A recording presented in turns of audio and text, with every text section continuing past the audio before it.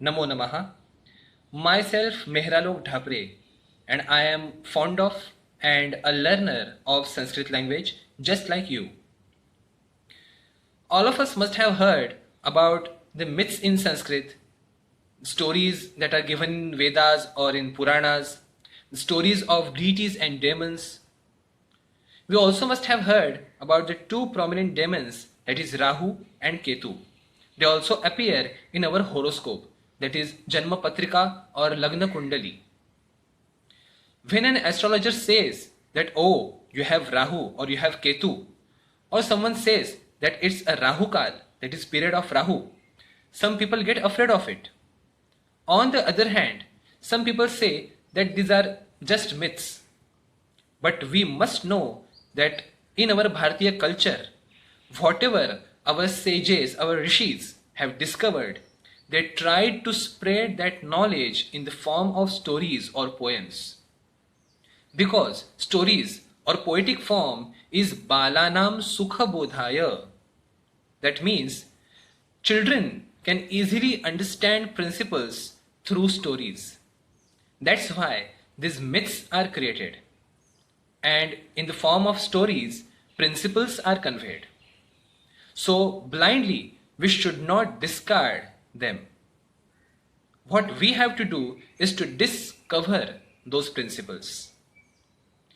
So these Rahu and Ketu, who they exactly are and what do they mean, we are going to see in this video. Firstly, we will see the stories about Rahu Ketu appeared in Skanda Purana and Srimad Bhagavata Purana. In short, the story says, Deva and Danava did Samudra Manthan, that is churning of the ocean, to get Amrit, that is nectar. After obtaining Amrit, the deities didn't want the demons to get it. So Lord Vishnu took the form of Mohini, a beautiful woman, and started serving the nectar. Demons were engrossed in her beauty and forgot about the nectar. But one of them noticed it and taking the disguise of a deity sat among deities near sun god and moon god. When Mohini served him the nectar, sun and moon realized that he is not a deity but a demon. So they informed Lord Vishnu about it. Immediately, Lord Vishnu cut his head with his Sudarshan Chakra. But he already had swallowed some drops of Amrit. So these two parts of his body remained alive. Head is known as Rahu and rest of the body is known as Ketu. And because of his head was cut due to sun and moon, either Rahu or Ketu swallows the sun or the moon for some time. It's a situation what we call it as Grahan, that is an eclipse.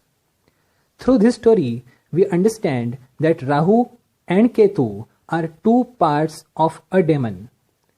And their job is same, that is to swallow the sun or the moon. According to Bharatiya Jyotish Shastra, that is Indian astrology, both these demons are shadows and they always stand in 180 degrees, that is in front of each other. We know that Chandragrahan, that is lunar eclipse, occurs on Purnima, that is full moon, and it causes due to the shadow of the earth on the moon. Surya Grahan, that is solar eclipse, occurs on Amavasya, that is new moon, and it happens because of moon's arrival between the sun and the earth. So what is the role of Rahu Ketu in an eclipse? Rahu Ketu are the exact points where, when the sun and the moon enter, create an ecliptic situation. When the sun is behind the moon, it's a solar eclipse. In other words, when both the sun and the moon are either with Rahu or with Ketu, it's a situation of solar eclipse.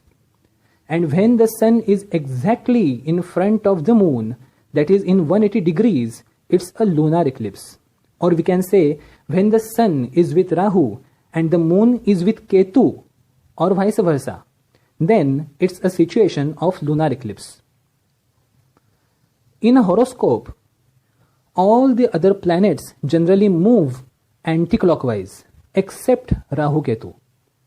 they move in the previous Rashi, that is zodiac sign. And for this, they take about 1.5 years. If Rahu is in the first Rashi, then Ketu will definitely be in the 7th Rashi. And all the eclipses during that period of 1.5 years would occur in those zodiac signs only.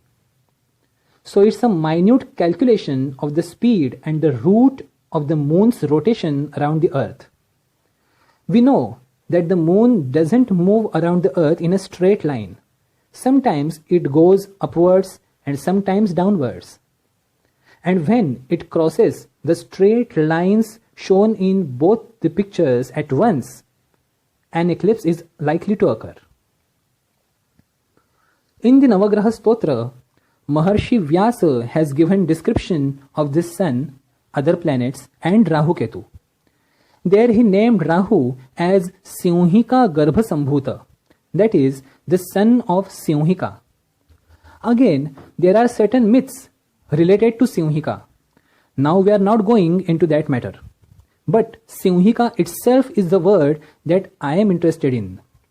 And why it is so, we will see. First thing, what is the meaning of the word Sinhika? There are many interpretations of this word.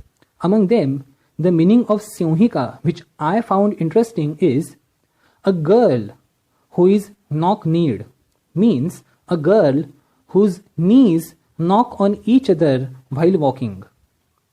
So seeing it, this shape of X becomes clear in our minds. Now I am going to rotate this image anti-clockwise. Now, this is the image I want you to focus on.